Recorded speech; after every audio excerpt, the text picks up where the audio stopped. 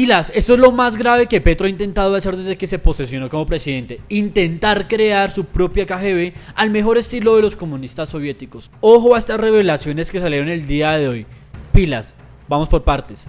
Lo primero, recordarle a la gente que no recuerda que era la KGB, que era la entidad de inteligencia más robusta que tenían los soviéticos en su momento, y se caracterizaba porque la dominaba el Partido Comunista y el primer ministro que estuviera en su momento. Aparte que dominaba todos los aspectos de inteligencia y contrainteligencia de la Unión Soviética. Dicho esto, el día de hoy el periodista Joel Ackerman de la revista Cambio reveló que el gobierno nacional está trabajando en un decreto que estaremos mostrando por acá que busca unificar a todas las unidades de inteligencia del país, de las diferentes fuerzas militares, bajo el liderazgo de la Dirección Nacional de Inteligencia de Colombia.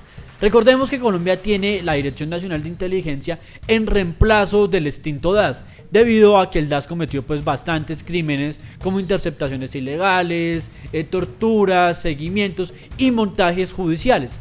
Todo porque el Departamento Administrativo de Seguridad de ese momento estaba direccionado por el presidente de la República, o bueno, todos los presidentes de la República antes de Uribe, Pastrana, Samper, etcétera, etcétera. Pues bien, el asunto es un poco más complicado porque en Colombia tenemos ramas de inteligencia de cada fuerza militar que se dedica exclusivamente a unas tareas misionales que tienen que ver con su tarea.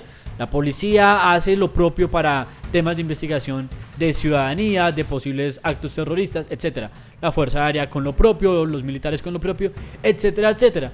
El problema acá es que todo quede centralizado nuevamente bajo una figura administrativa del Departamento Nacional de Inteligencia, que es de naturaleza un poco más civil que las demás fuerzas militares, y que por demás en este momento quien está siendo el director de dicha agencia o de dicha dirección es Carlos Ramón González, adivinen, un ex guerrillero del M-19.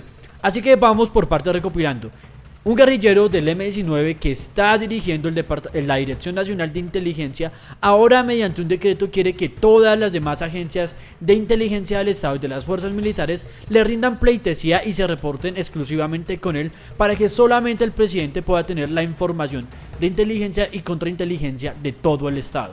Esto no solamente nos retorna a las épocas del extinto DAS, sino que le da aún mucho más poder a Gustavo Petro, quien básicamente está creando un nuevo SEBIN como en Venezuela o una KGB como en la Unión Soviética, y crear una entidad de inteligencia y de contrainteligencia tan robustas como más le gustan a las mejores dictaduras. ¿Ustedes se imaginan qué puede hacer Gustavo Petro dirigiendo toda la inteligencia y contrainteligencia del Estado, o con un aparato burocrático de este nivel que puede llegar a ser más peligroso que el DAS, inventándole montajes a la oposición, por ejemplo, haciéndole seguimientos ilegales como gobiernos pasados a la oposición?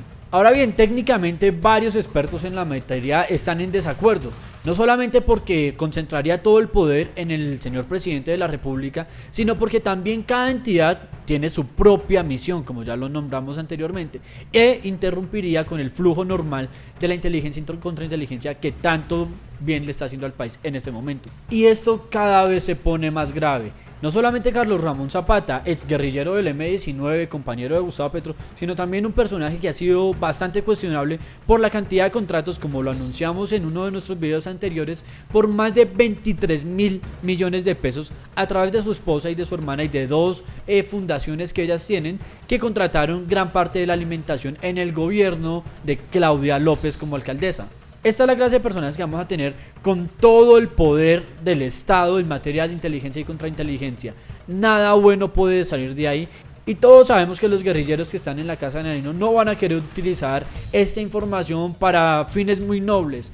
Ya veremos nuevamente como sucedió hace pocas semanas con el caso de Laura Sarabia y el polígrafo. Veremos cómo cada vez van a intentar evadir más las pruebas o callar a los implicados o a los que pudieran contar la historia verdadera, como le sucedió al mayor, que era el único testigo clave en ese caso de Laura Sarabia, que posteriormente raramente resultó suicidado. Y ojo, porque usted puede ser uno de esos tantos que Petro espiaría si a él se le da la gana. ¿Ustedes qué piensan de esto? Hay que intentar acabarlo. Los leo.